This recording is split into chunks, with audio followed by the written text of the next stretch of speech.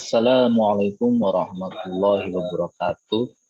Bertemu lagi dengan saya Rijal Abdillah SPCMA dalam sesi perkuliahan filsafat manusia.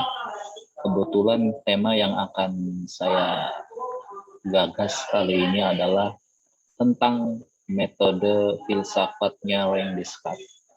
Ya, bagaimana pandangan René Descartes tentang manusia.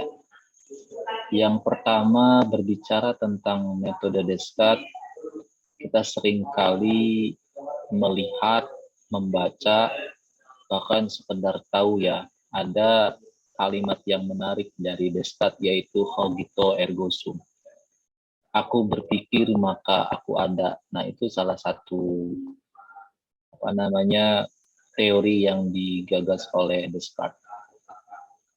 Descartes di sini merupakan peletak dasar rasionalisme ya, peletak dasar rasionalisme. Beberapa hal yang digagas oleh Descartes yaitu tentang keraguan, sistem keraguan menuju sebuah jalan kepastian. Di sini Descartes menjelaskan bahwa metode yang digagas olehnya ini harus bersifat clear and distinct. Dia juga menjelaskan bahwa sumber kekeliruan muncul karena menerima gagasan yang tidak jelas, tapi tidak terpilah-pilah. Maksudnya begini, ada sebuah contoh menarik ya, sebuah tongkat yang bengkok.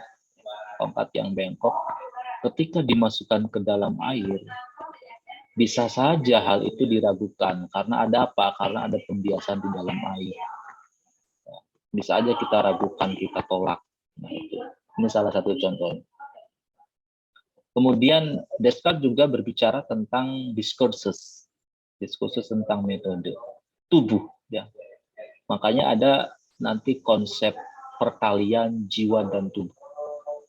Jadi tubuh menurut Descartes sebagaimana benda fisik-fisik lainnya itu terdiri dari partikel-partikel yang bergerak dan memiliki keluasan ya.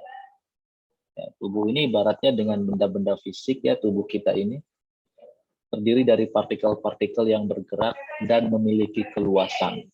Tidak hanya luas tapi luas, jangkauannya pun besar, extend. Namun jiwa tidak pernah tampak secara langsung dalam kesadaran kita. Tidak bisa kita melihat jiwa. Ya kan? Dalam konteks kesadaran kita, dalam konteks indera kita, melalui indera penglihat mata, tidak bisa. Karena itu berkaitan dengan alam bawah sadar.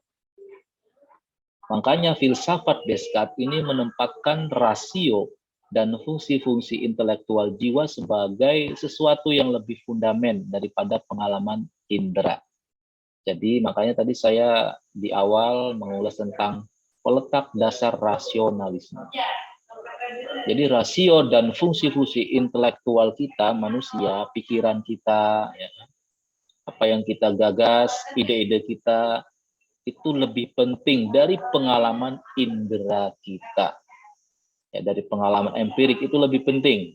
Jadi pikiran kita lebih penting. Itu yang dikedepankan oleh Descartes. Kemudian jiwa juga bisa menjadi perantara antara perilaku dan membuat kita sadar. Sadar apa yang sudah kita lakukan, pernah kita lakukan itu sebagai perantara perilaku melalui pikiran tadi, melalui rasio tadi. Nah, jiwa juga secara sadar kadang-kadang menolak atau mengubah respon-respon tubuh kita. Kadang aja tidak berhasil. Nah, makanya konflik seperti ini tidak hanya terjadi dalam jiwa sendiri, melainkan selalu terjadi antara jiwa dan tubuh. Sehingga disebut perkalian jiwa dan tubuh. Kemudian Descartes menjelaskan juga bahwa ada sebuah tempat interaksi antara jiwa dan tubuh. Nah, yang paling logis itu ya otak kita. Karena rasio tadi ya otak kita yang mengatur segalanya. Makanya Descartes selalu bilang tubuh tanpa jiwa itu hanya akan menjadi otomatik, matic ya, kayak mobil matic aja, nggak pakai kopling. Artinya apa? Ya udah kita nggak usah nginjek kopling, aman-aman aja kalau misalkan macet atau berhenti. Artinya sebenarnya hanya stimulus, yang bisa digerakkan. Itu. Sebaliknya, jiwa tanpa tubuh memang bisa mempunyai kesadaran. Jiwa tanpa tubuh ya jiwa itu sendiri. Tetapi hanya memiliki ide-ide bawaan saja. Ide-ide aja yang ada, gagasan-gagasan kita aja. Bisa saja jiwa itu berdiri sendiri, sebagaimana roh. Makanya jiwa tanpa tubuh tidak akan ada kesan-kesan indrawi. Artinya pengalaman indrawinya nggak ada. Hanya jiwa itu sendiri, ruh itu sendiri, spirit itu sendiri.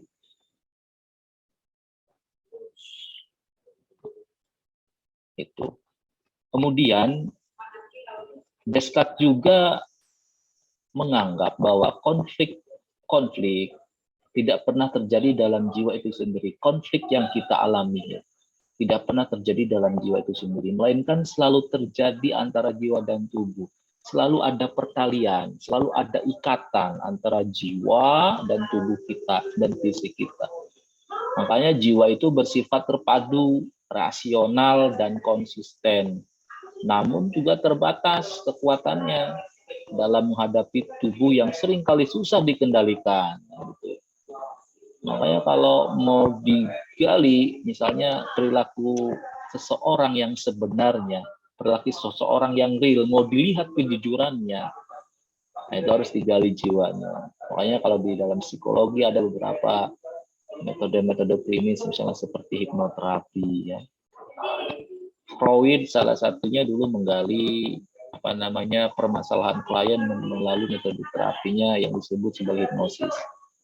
Metode asosiasi bebas, karena mau menggali alam bawah sadar manusia.